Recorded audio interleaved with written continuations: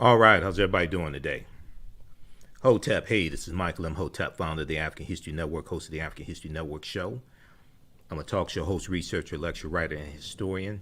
It is Saturday, February 13th, 2022, and we are almost in the middle, right at the point in the middle of African American History Month. So I teach an online class on Sundays from the Civil War to the Civil Rights Movement and Black Power, 1865 to 1968. And I teach this class on Sundays, 2 p.m. to 4 p.m. Eastern Standard Time.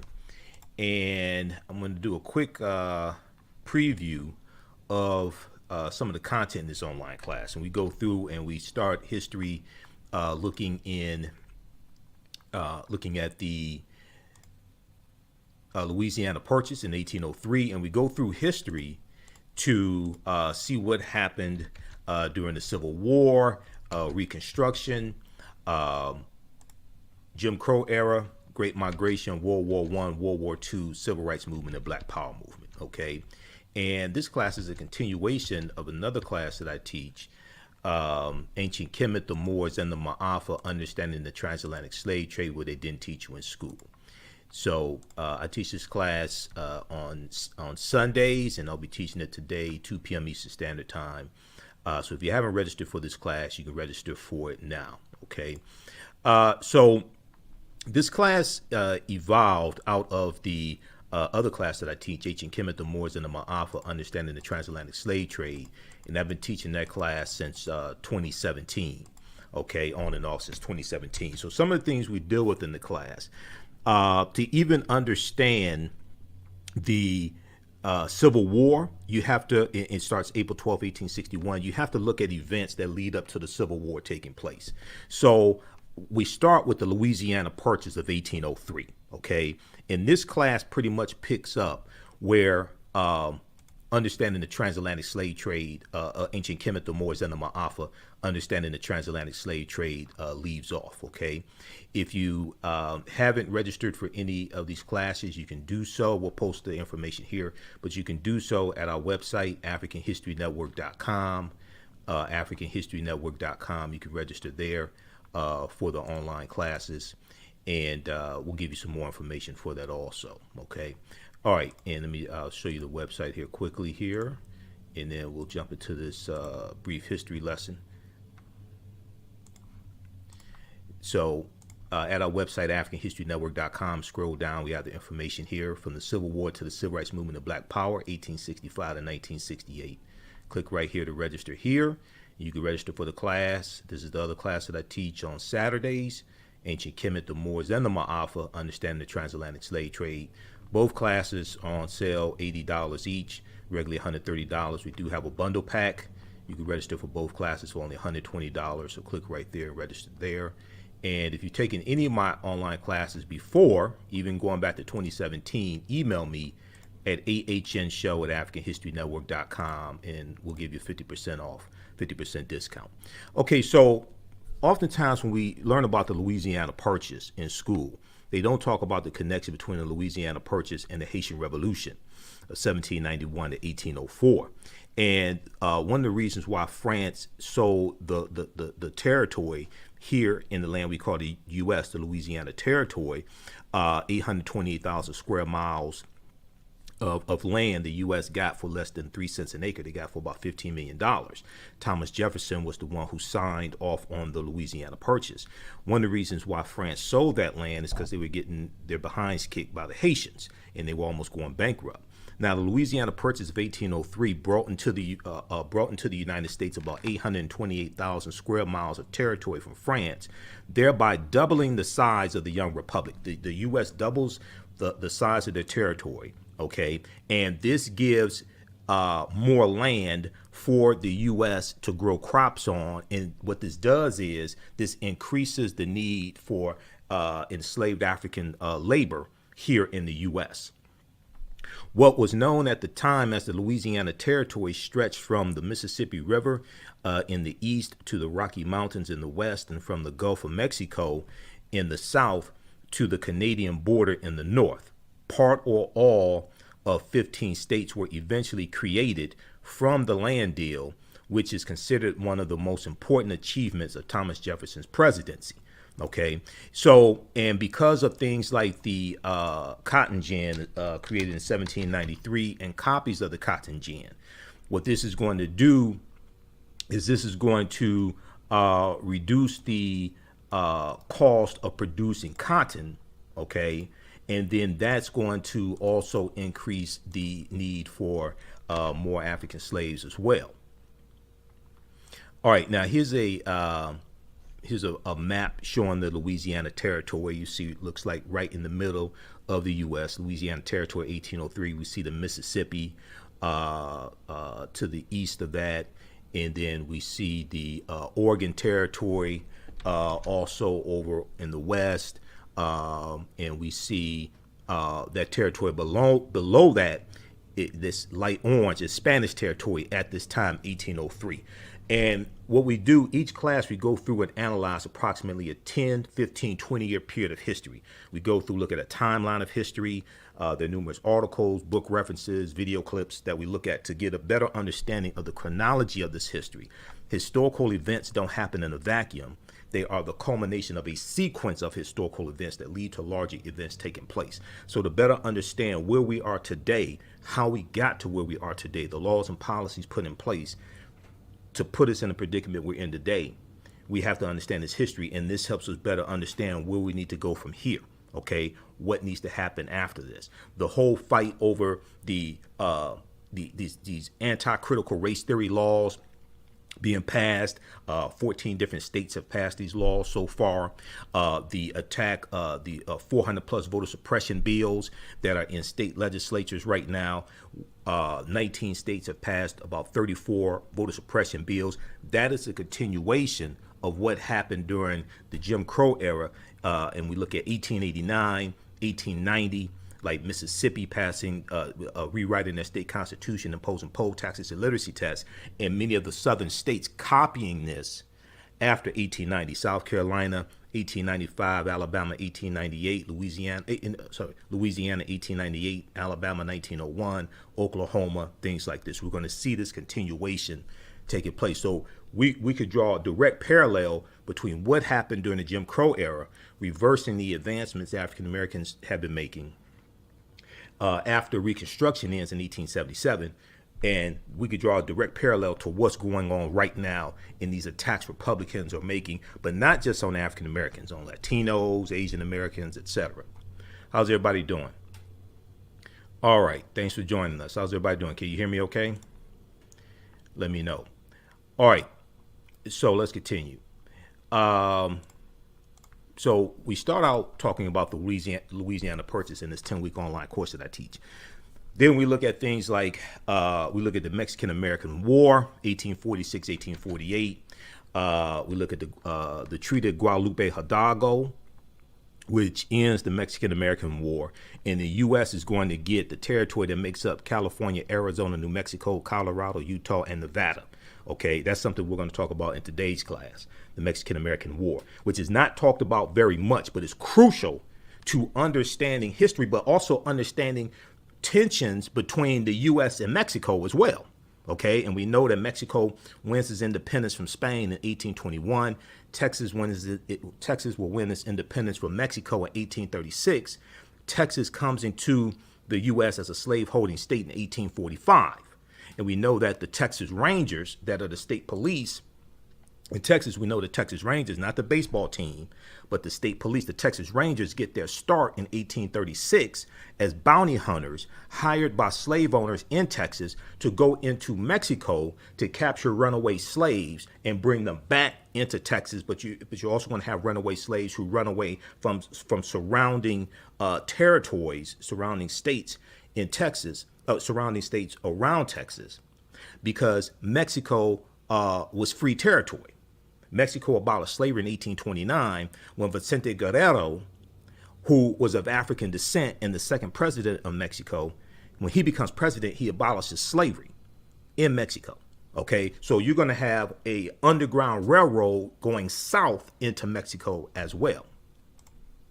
So the U.S. Civil War, 1861-1865, starts April 12, 1861, after Abraham Lincoln becomes president-elect in the November 1860 presidential election. The Republican Party is a newly formed party founded in 1854 as a direct backlash to the Kansas Nebraska Act of 1854, and we break all this down in the class.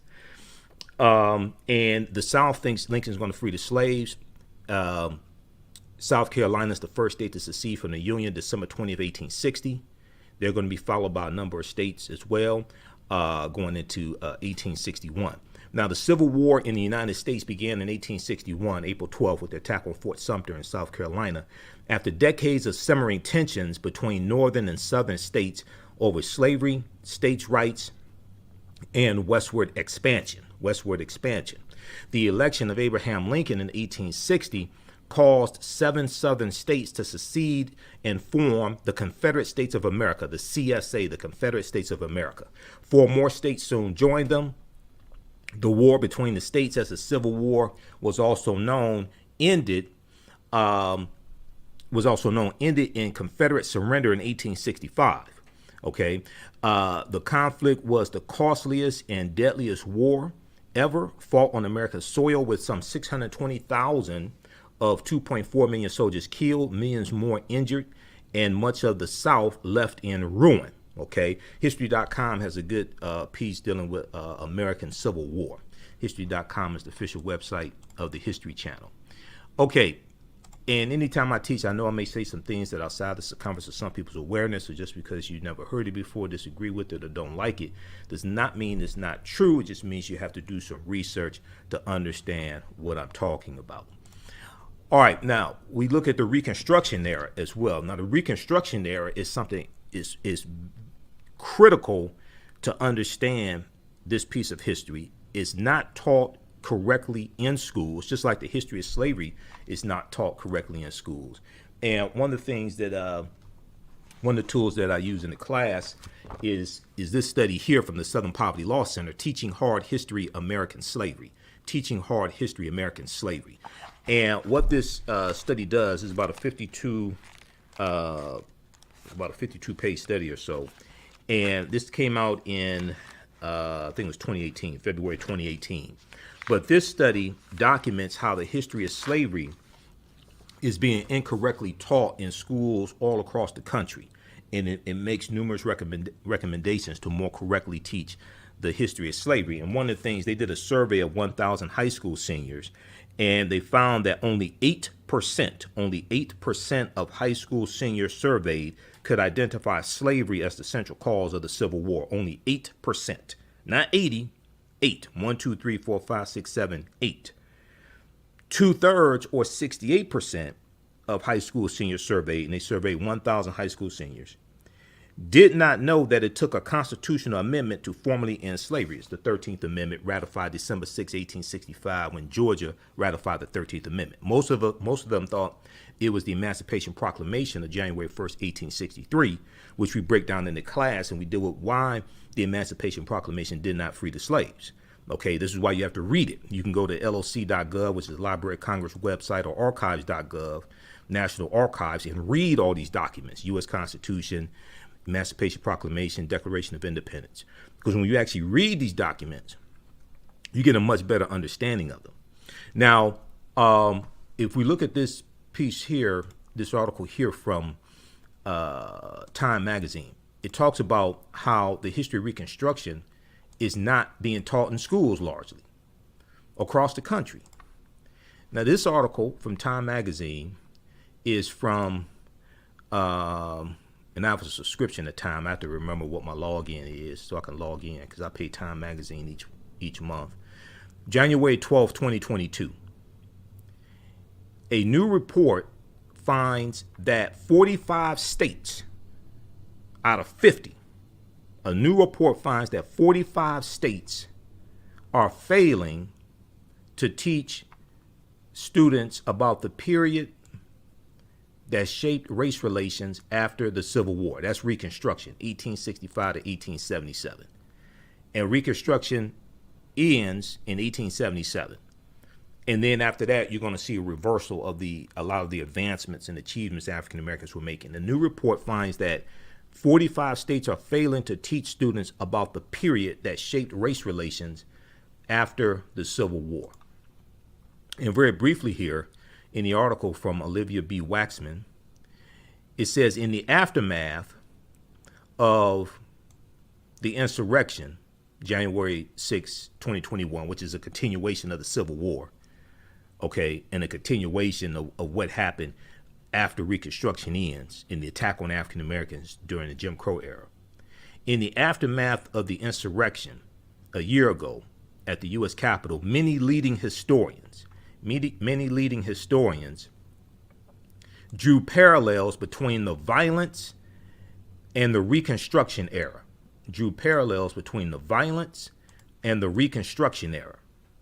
The period of the political revolution directly following the U.S. Civil War, the American Civil War. Eric Foner, Pulitzer Prize winning historian and author of Reconstruction, America's Unfinished Revolution, 1863 to 1877, said in an interview with the New Yorker, published a week after the January 6th insurrection, quote, the events we saw reminded me very much of the Reconstruction era and the overthrow of Reconstruction, which ends with the Compromise of 1877, when Rutherford B. Hayes, the Republican candidate for president, becomes president. It is a backdoor agreement between Republicans and Democrats to let Rutherford B. Hayes become president. And if the Democrats allowed to do that, if they allowed that to happen, then he will remove the remaining Union troops out of the South, okay, which will allow the Democrats, the white supremacists, to take back full control of the states and the state legislatures and the politics in the states, okay? And this is what happened. And I break this down in the class. The events we saw reminded me very much of the Reconstruction era and the overthrow of Reconstruction, which was often accompanied or accomplished, I should say, by violent assaults on elected officials, which is why the Ku Klux Klan Act of 1871 was passed by Congress. And in October of 1871, President Ulysses S. Grant used the Ku Klux Klan Act of 1871, which is the third of the four force acts during the Reconstruction era. He used that to declare martial law in 9 counties in South Carolina because they were attacking and beating up and killing African-American elected officials, but also white Republican elected officials as well. So we can draw direct parallels between the January 6th insurrection and the Reconstruction era, okay? Scholars say studying the aftermath of the Civil War can put in context many of the most seminal events in the U.S. in recent years, from the brutal murder of George Floyd by police in 2020 in Minneapolis, Minnesota, Derek Chauvin, to the voter suppression laws enacted after African-American voters played a big role in helping Joe Biden and VP Kamala Harris become elected in 2020. But despite the timeliness of the era in today's climate, many students in American schools will not get a full education on Reconstruction until they go to college. Okay, well, most of them are not, the majority. I'm not saying they're not qualified to go to college, but the majority of American children in school today, high school, middle school, the majority probably won't go to college. Okay, they may go to trade school, something else, go into the military, but the majority won't go to college. But even in college, because I remember, in college, I didn't get a lot of education on Reconstruction, not until really I took Africana Studies classes. But hell, that was in, when I was about to graduate. And that wasn't even a requirement. I took those on my own because I was already studying African history. Okay? All right, so check out this article here from Time Magazine.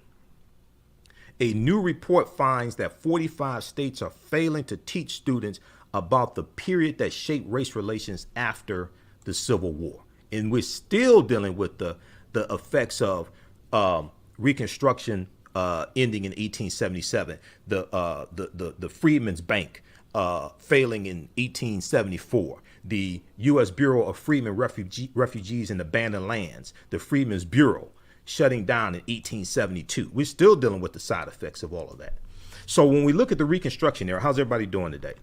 Okay, I'm doing a Michael Imhotep, founder of the African History Network, host of the African History Network show.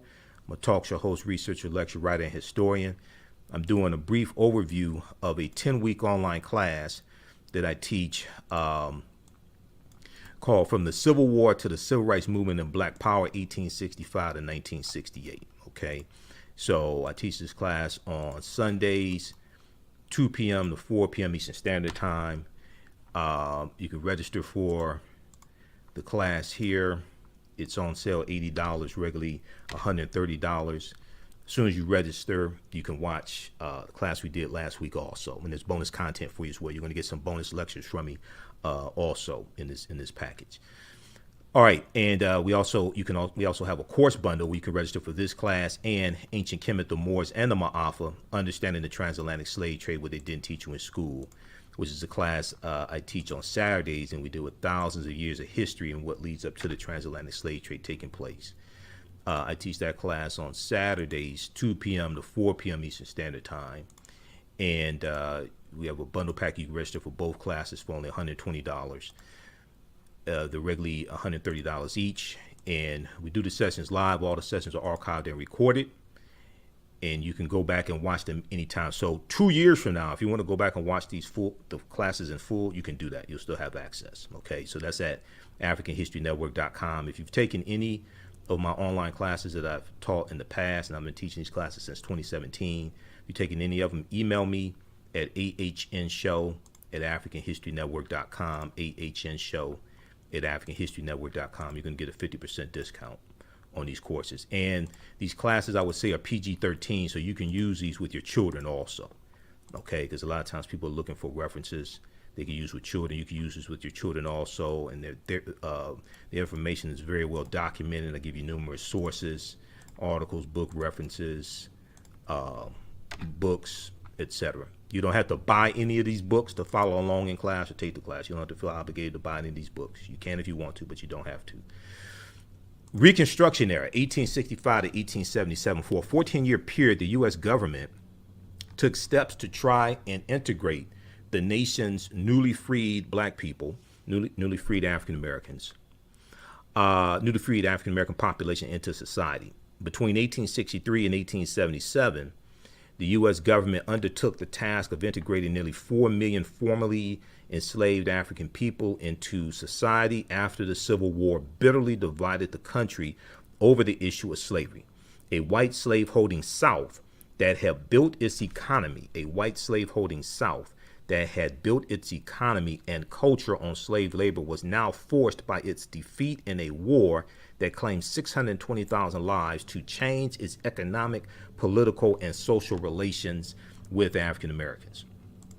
And they didn't do it willingly, okay? They didn't do it willingly at all.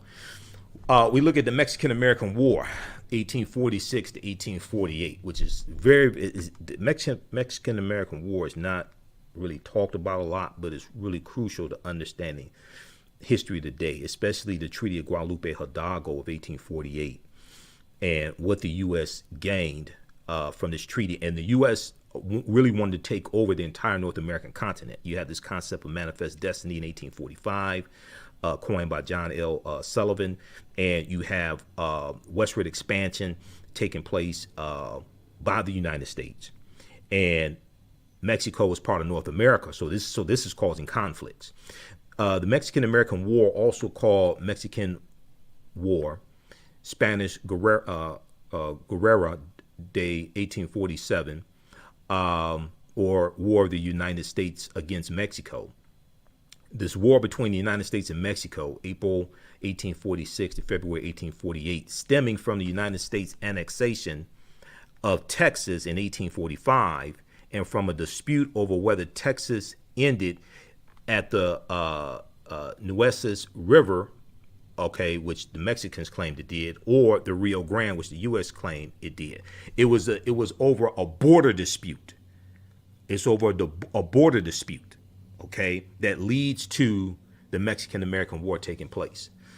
The war, in which U.S. forces were consistently victorious, resulted in the United States acquisition of more than 500,000 square miles of land of Mexican territory extending westward from the Rio Grande to the Pacific Ocean. So the U.S. is going to get out of this war, because of the Treaty of Guadalupe, Hidalgo, the U.S. is going to get the land that makes up California, Arizona, New Mexico, Colorado, Utah, and Nevada.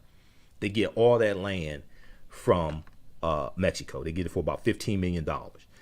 And then in 1849, then you have the gold rush in California. And you're going to have a lot of people in the U.S. going out to California, digging for gold, trying to find, their fortune, things like this. All right.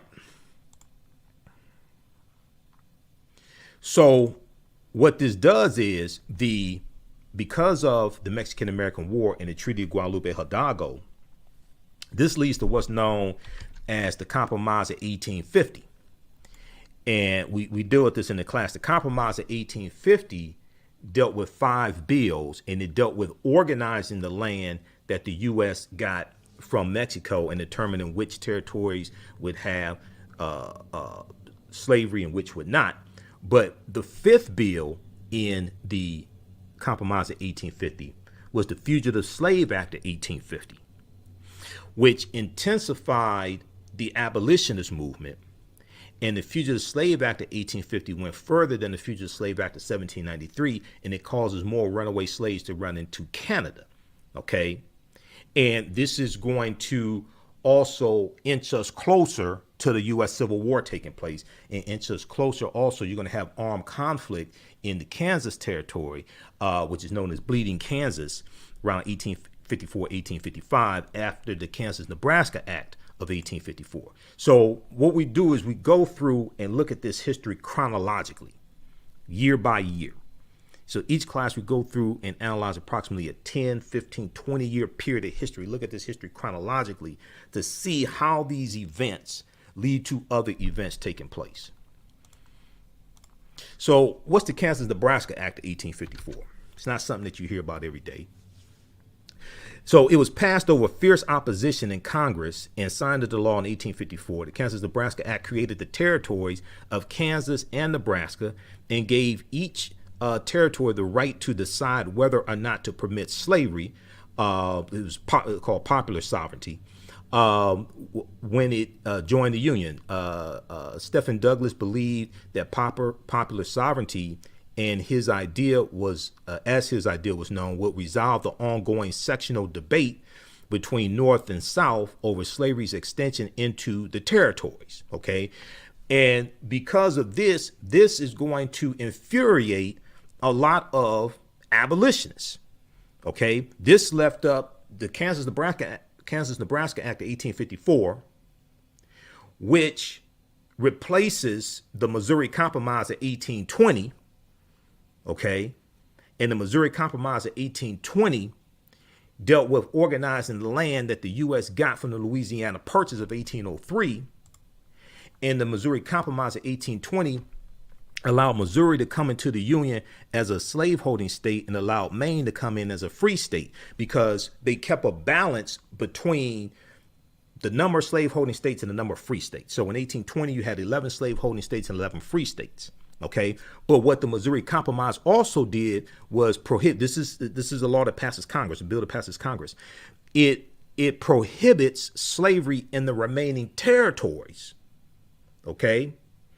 And in the Dred Scott decision, March 6, 1857, U.S. Supreme Court ruled that the Missouri Compromise of 1820 was unconstitutional because they said that the federal government had no authority to dictate to the people in those territories whether or not they could have slavery. And what this did was nullify Sam Blow's argument, who we know as Dred Scott because his real name was Sam Blow. It nullified his argument because one of the territories that his slave owner took him into was the Wisconsin Territory. The Wisconsin Territory was free territory because of the Missouri Compromise of 1820. The U.S. Supreme Court rules the Missouri Compromise is unconstitutional, which nullifies his argument. The Missouri Compromise came into existence to organize the land that the U.S. got because of the Louisiana Purchase.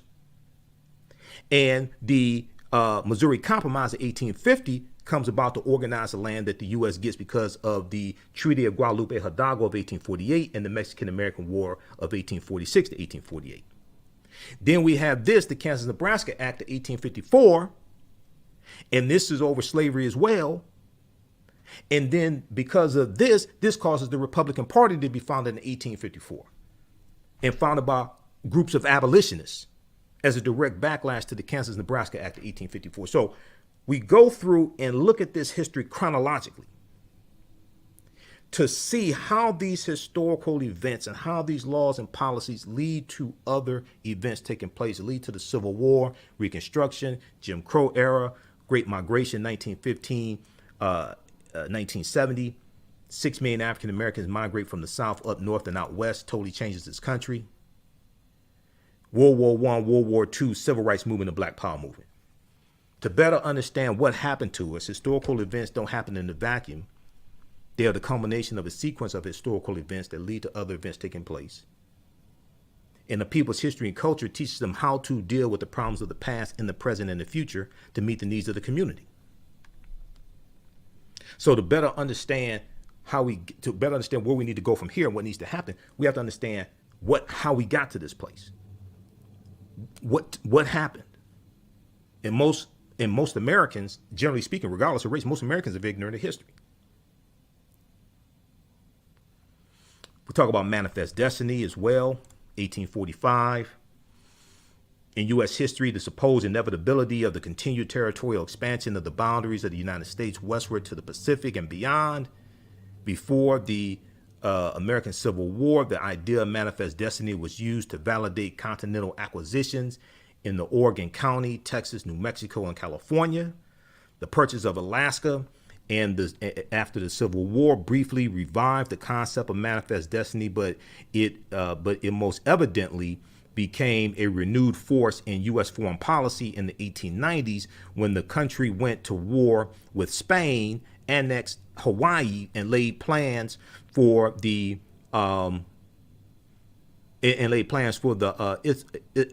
Isthmian Canal across Central America. Britannica.com has a good piece on manifest destiny. So we get into manifest destiny and this ideology, and John L. Sullivan, who coined the term manifest destiny as well. So we look at the Reconstruction Era, 1865, 1877, 40 Acres and a Mule, Special Field Order number 15, which is issued by General William T. Sherman, and is going to be revoked by President Johnson after Lincoln's assassinated April 4th. Lincoln shot April 4th, 1865, and he dies April 15th, 1865. He dies the next morning, about 7:22 a.m. So we look at what 40 Acres and a Mule was, okay, and what it wasn't. It didn't. It only applied to coastal land in South Carolina, Georgia, and Florida. It didn't apply to all of the South. It only applied to coastal land in South Carolina, Florida, and Georgia. And up to 40-acre plots were divided by about 40,000 African Americans. We look at Juneteenth as well. June 19th, 1865, General Gordon Granger goes into Galveston, Texas, and he goes throughout Texas delivering the news that the Civil War was over. Okay, Emancipation Proclamation did not end the Civil War, did not free the slaves. He's announcing that the Civil War is over, but the 13th Amendment has not been ratified yet. 13th Amendment isn't ratified till December 6, 1865, when Georgia ratifies the 13th Amendment, because for an amendment to the U.S. Constitution to become law, it has to pass both the House and the Senate by 2/3 majority vote. Then it has to be voted on by the state legislatures, and it has to pass 3/4 of the state legislatures by 2/3 majority vote. So the 13th Amendment, what didn't become law until December 6, 1865, when the Georgia State House voted on the 13th Amendment. That's what is going to end slavery. But when we talk about Juneteenth, we have to really understand that history, okay? Because a lot of people misunderstand and think the African slaves were freed because of the Emancipation Proclamation. No. This is why it's important to read these documents. Because when you actually read the Emancipation Proclamation, it clearly tells you that the slaves in the states of rebellion and territories of rebellion are free, but the slaves in the border states like Missouri, Maryland, Kentucky, and Delaware, they're still slaves. It tells you this in the document. And the U.S. had no authority, the Union had no authority to dictate to the Confederacy what they could do, because the Confederacy had separated from the Union, set up their own constitution, set up their own monetary system. So you have no control. You can't dictate to them what to do. All right, how's everybody doing? How y'all like this type of information? So we deal with the 13th Amendment, 14th Amendment, 15th Amendment to better understand that. We talk about people like Sarah Rector, who became the richest Afro-American girl in the world in the early 1900s when oil was discovered on land that she and her family got because of the Black Freedmen Indian Treaties of 1866 and the Dawes Allotment Act of 1887.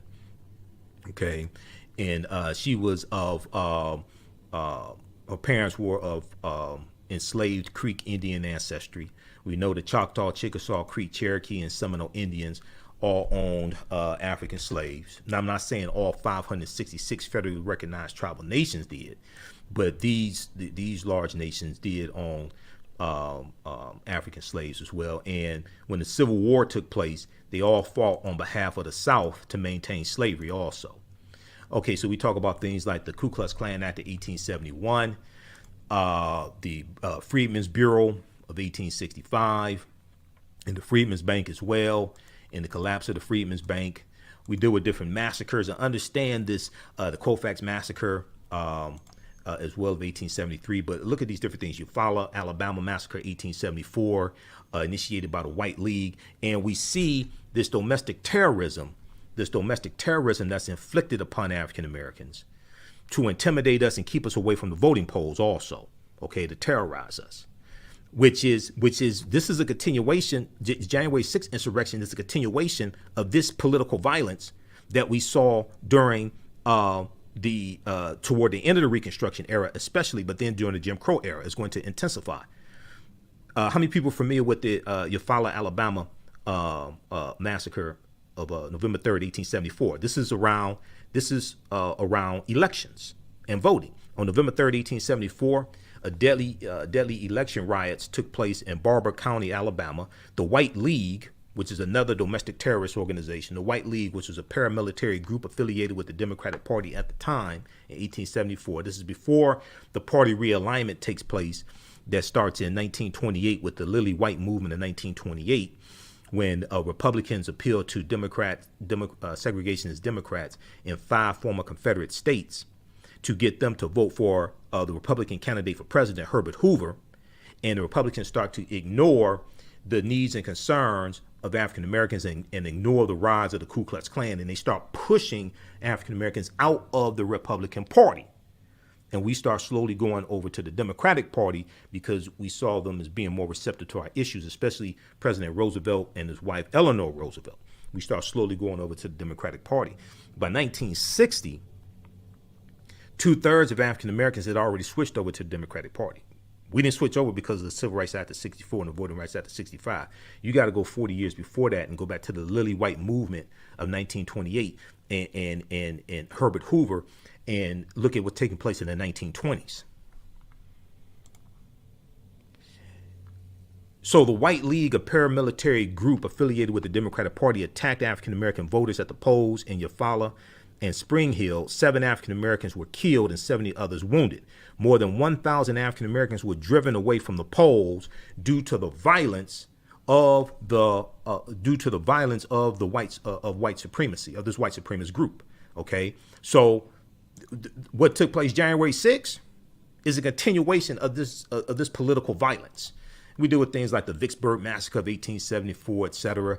And then we go through and look at how these rights of African Americans were being reversed during this Jim Crow era. Now, this is before Plessy versus Ferguson in 1896, which was Homer Plessy. It was the case of Homer Plessy, and in 1892, Homer Plessy was on a railroad car, a railroad car in Louisiana, and refused to go to the colored section. Now, he was 7/8 white. He described himself as 7/8 white or European and 1/8 African. Okay, and if he had not told the train conductor his ethnicity, okay, he could have passed because he looked white. We see, starting in 1881, we see the state legislatures start rewriting these laws, okay, dealing with transportation, public transportation. Tennessee in 1881 segregates railroad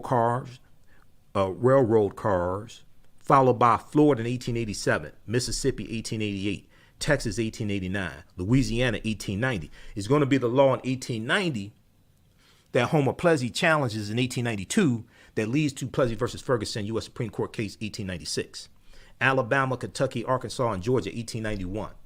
South Carolina 1898, North Carolina 1899, Georgia 1900, Maryland 1904, Oklahoma 1907. When Oklahoma comes into the Union in 1907, if you've heard of Bass Reeves, the legendary African-American lawman that is believed the Lone Ranger is based upon, Bass Reeves was a lawman in Oklahoma. He had to retire when Oklahoma became a state in the Union in 1907 because Oklahoma quickly adopted segregation laws. And it became illegal for him to be a lawman. So he had to retire. Okay, we deal with things like the Mississippi State Convention, 1890, where Judge Solomon Saladin Calhoun, who was the judge that presided over the Mississippi State Convention, he said, we came here to exclude the Negro. And they passed poll taxes and literacy tests. They wrote that into the Mississippi State Constitution to suppress the African-American vote in a state where African-Americans were the majority of the population and the majority of the voters. And then this is going to be copied by other southern states as well. Okay, this became known as the Mississippi Plan. And then this is going to be adopted by South Carolina and Florida and Georgia. Now, 1889, Florida has the first poll taxes. 1889. We deal with the all-white primaries, like the all-white primaries in Texas, which was a way to exclude us from voting as well. And we see that the U.S. Supreme Court in Smith versus Allwright, 1944 U.S. Supreme Court case, where that was argued by Thurgood Marshall. We see that the U.S. Supreme Court is going to rule that the all-white primaries are unconstitutional. It's 1944. Okay, so we talk about people like Ida B. Wells. We deal with the World War I, World War II, Great Migration, 6 million African Americans migrating from the South up north and out west. Totally changes this country. This is going to lead to racial conflicts as well. And after World War II ends, then we're going to see the building really of the suburbs, okay, and African Americans being locked out of moving to the suburbs because of redlining and being discriminated against, and when it comes to taking advantage of the GI Bill and the benefits that we earned in the GI Bill also. So we go through the World War I, World War II, Civil Rights Movement, Black Power Movement, okay, and go through this history to understand, get a better understanding of what happened to us during these periods of time. What were the laws and policies put in place? We look at things like the Kerner Commission report, which was largely ignored by President Johnson, but needs to be implemented right now. The Kerner Commission report. Okay. How's everybody doing? How you all like this type of information? So this is a 10-week online class that I teach on Sundays called From the Civil War to the Civil Rights Movement and Black Power 1865 to 1968. Give us a thumbs up or a heart or something like that if you like this information. Have you learned anything today so far? I know some people who are taking this class and have taken my classes in the past. This may be information you already know. You can register for this class at our website, AfricanHistoryNetwork.com, AfricanHistoryNetwork.com. And Also, we'll post a link here as well. So I teach this class on Sundays, 2 p.m. to 4 p.m. Eastern Standard Time. The class is on sale, $80, regularly $130. Okay, we do the sessions live. All the sessions are archived and recorded. You can go back and watch it anytime. And then we teach on Saturday, Ancient Kemet, the Moors, and the Ma'afa, Understanding the Transatlantic Slave Trade, what they didn't teach you in school. We had a great class this weekend. As soon as you register for this class, this is on sale, $80, also regular $130 through this 2 p.m. to 4 p.m. on Saturdays. As soon as you register, you can watch the class we just did. We do the sessions live. All the sessions are archived and recorded. You can go back and watch them anytime. A year from now, if you want to go back and watch everything, just relive everything, you can do that. You can watch on demand, okay? We have a bundle pack right now. You can get both classes for $120. Now, you're also going to get some bonus lectures from me. So the Michael Imhotep 15 lecture bundle pack that we have in DVD format, if you want to order it in DVD format, it's on sale $100. You can order it on sale in DVD format, but you're going to get these 15 lectures also included in Understanding the Transatlantic Slave Trade. It's going to be in digital format. Okay, so you'll get that as well as a bonus. But we have the bundle pack on sale, $120.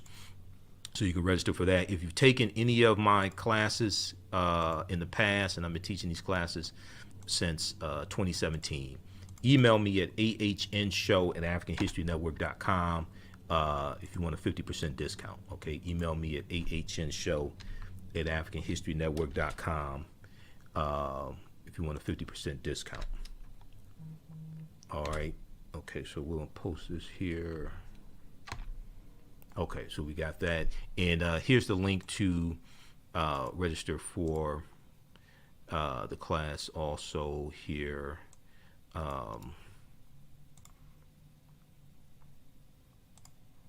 Here's the link to register for the class From the Civil War to the Civil Rights Movement and Black Power, 1865 to 1968. All right. Be sure to listen to my radio show Monday through Friday, 11 p.m. to midnight Eastern Standard Time. The African History Network show. I'm on 9:10 a.m. the Superstation, WFDF, and we're on 6 days a week. We have the information at our website. I'm on Monday through Friday, 11 p.m. to midnight, and Sundays, 9 p.m. to 11 p.m. Eastern Standard Time, the African History Network show. Here I am in the studio. We broadcast on our Facebook fan page, The African History Network, The African History Network, and my YouTube channel, Michael Imhotep, IMHOTEP, when I'm on live. Click here to listen to audio podcasts. Download the iHeartRadio app. Search for the African History Network show because my audio podcasts are on 10 different audio podcast platforms also. And you can listen to 9:10 a.m. Superstation WFDF live through the iHeartRadio app as well. And if you want to support the African History Network, $ the AHN show through Cash App, $ the AHN show through Cash App, also through PayPal, paypal.me/the AHN show. Okay, so this helps us keep doing the research, stay on the air, keep broadcasting, pay some of the bills, etc. And this is our official Cash App account, $ the AHN show, SHOW. When you go to it, it says Michael and shows my picture there. These other ones here are fake African History Network Cash App accounts. I did not set those up, but we have our link here also. Okay, look, we have to get out of here. Thanks for joining us. Share this broadcast, register for the class, follow us on our social media platforms. Remember, at the African History Network, we focus on educating, empowering, and inspiring people of African descent throughout the diaspora and around the world, because right now it's corrects wrong behavior. It's not over till we win. Wakanda forever. We'll talk